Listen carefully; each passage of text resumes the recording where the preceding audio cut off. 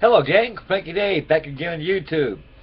Okay folks, this evening on YouTube I would like to present an inbox entry and review of my second entry for Frankie Day's historical aircraft group build. Tomorrow I'll be starting on my group build that I've got started, so I got to August till it's finished. And I just finished my C-47 Skytrain for Russell Gosling's D-Day group build. And that was my second entry, so it's already posted on YouTube, so some of you great fellows probably already seen it already, or it hasn't came your way, so stay tuned, it's headed your way. I just posted about 15 minutes ago.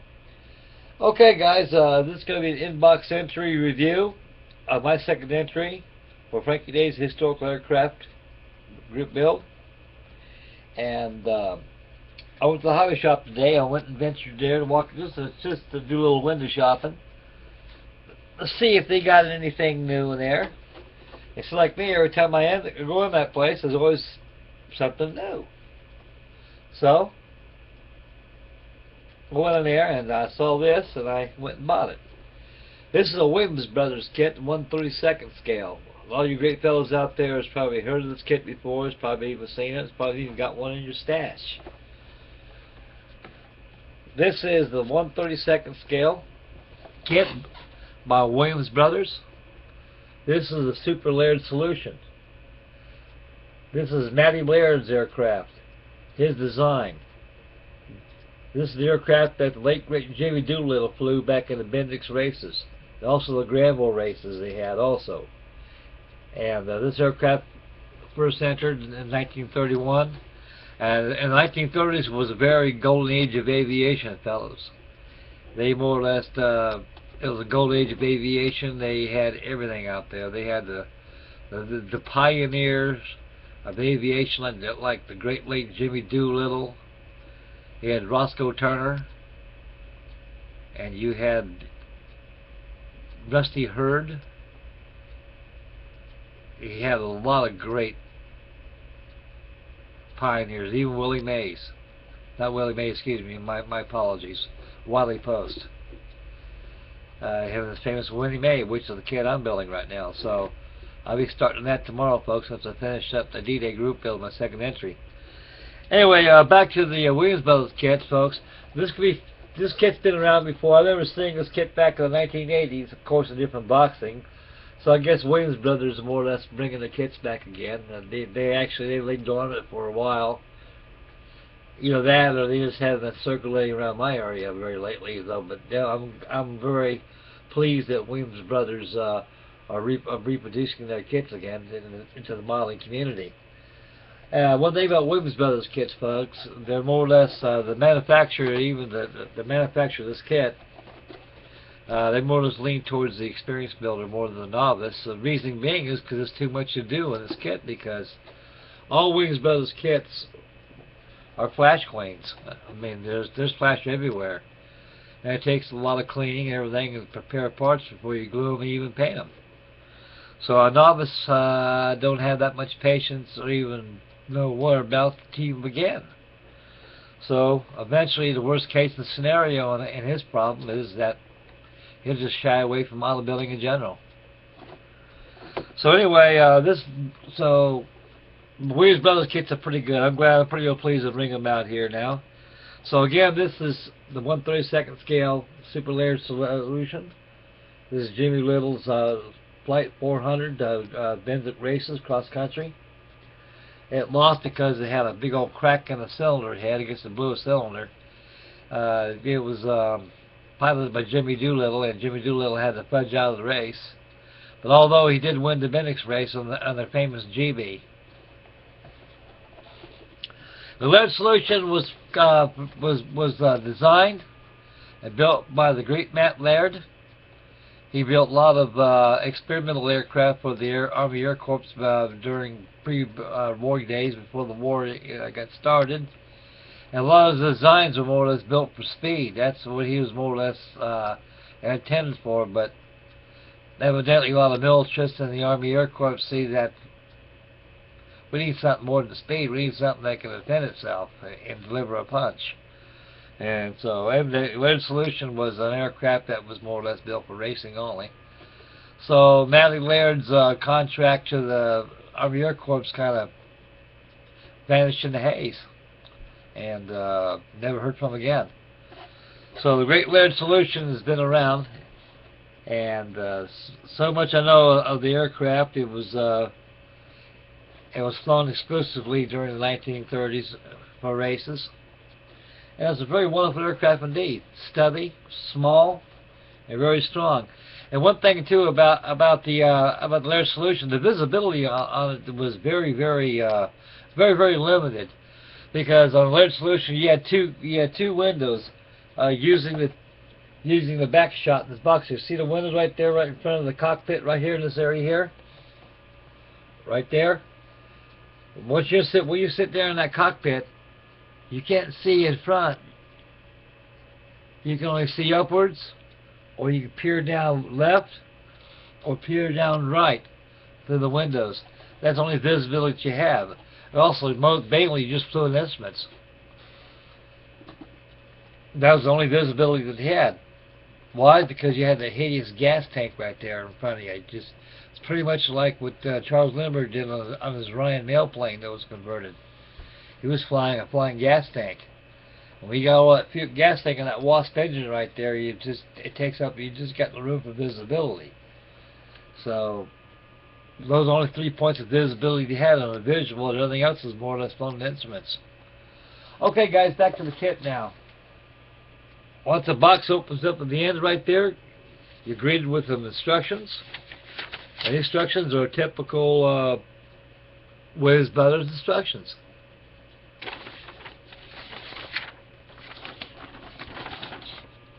It gives you an excellent background, history of the aircraft. It don't tell you where it's about, where it happened to it.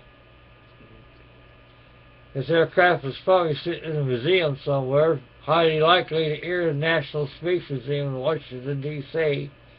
Highly likely, that's probably it. It tells you the history, and also it tells you the assembly instructions and everything.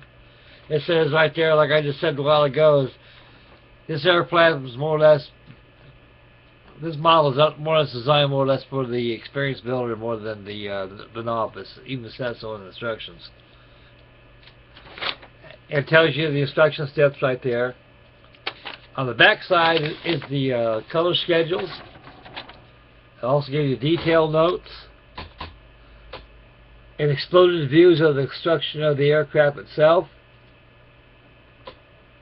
Here's your typical pixel 3-point view.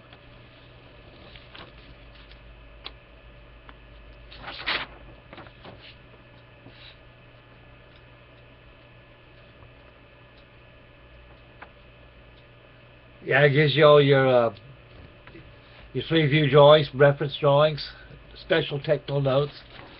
The kit's actually a cinch to build, but I kid you not, guys, this is a flash queen. This flashed all over this place. Even kits even at this time back in the 80s, when this kit was first produced, it had flash on it. So there's a baggie that comes out of the box. The instructions fit inside this baggie. I opened up the baggie right here so I can prepare this for the inbox to do. Okay, we'll get to the decals next, folks. A nice feature that Williams Brothers incorporated, and I like that very much. Right there's a canopy right here. That little bulbous right there, part of the canopy right there. Well, it's hard to see, folks, this hideous web camera. Anyway, guys, there you go. There's a better view right there. Actually, you can actually putty where it goes to the fuselage without disturbing the transparency. All you gotta do is just mask off the transparency, and it's all there without gluing transparency on top of the fuselage. That's a nice touch right there. So you get a sub-basing anyway for your canopy. And as you can see, the decals right here are very excellent.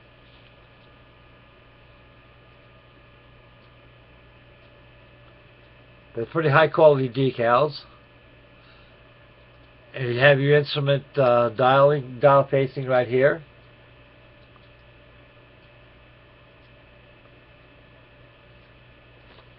The decals are pretty excellent. Okay, guys, if I'm careful, no parts fall off the sprue.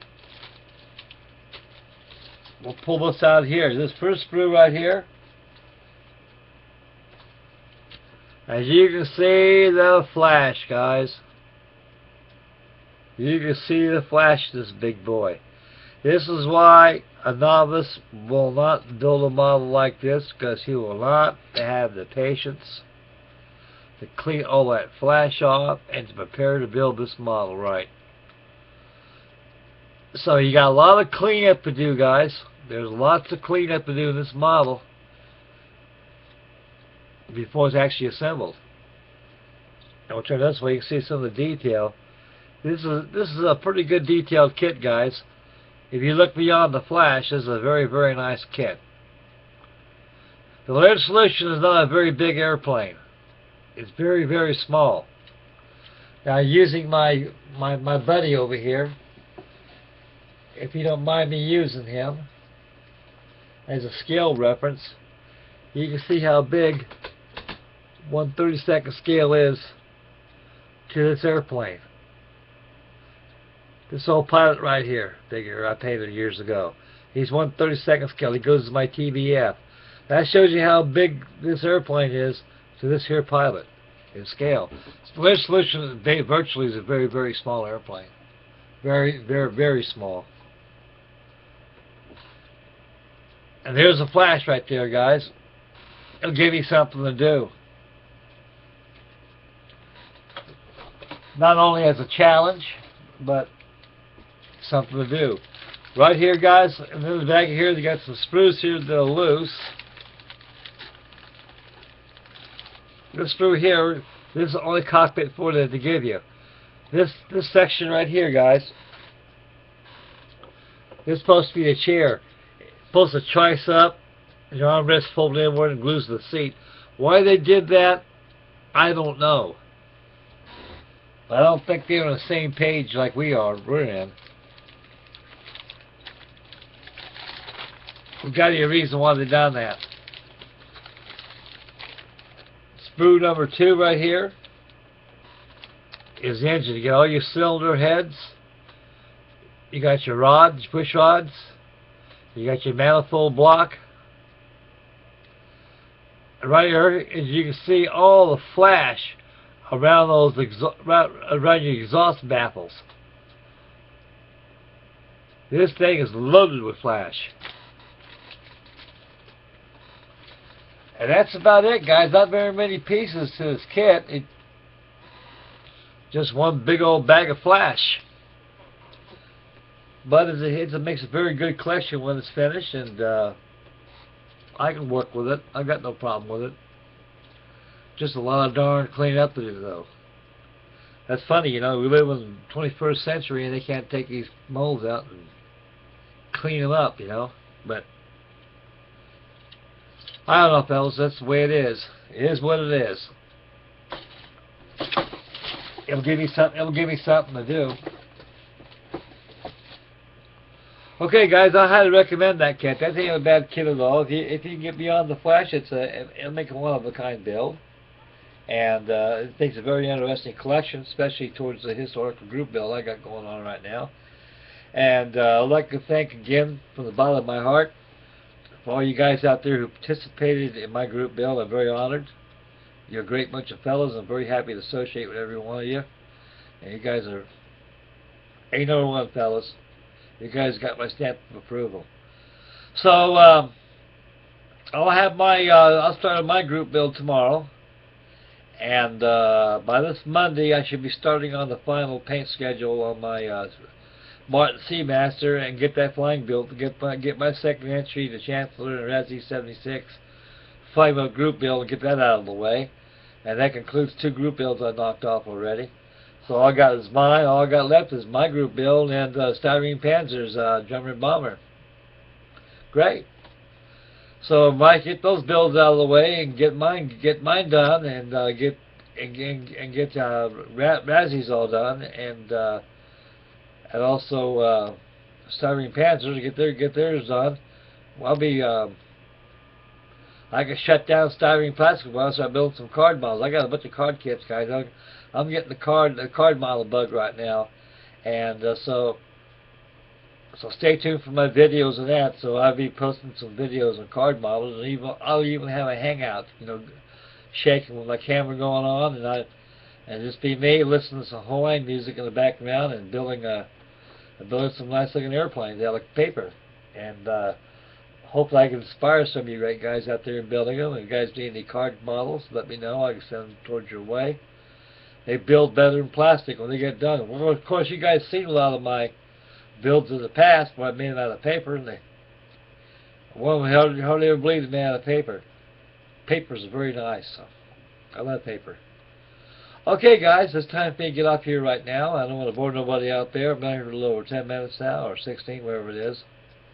And get a little tired right now. That C-47, it kicked my rump. I'm tired. And time for me to hit the old fart sack. Gotta wake up with some fresh eyes tomorrow so to get my build going. Okay, guys, right now I'd like to thank everybody for tuning in. May God bless, and happy modeling, and please subscribe. And we'll catch you on the next video, boys, so stay tuned for the paint schedule of the Seamaster. We'll catch you guys later, fellas. May God bless, boys. Take care, man.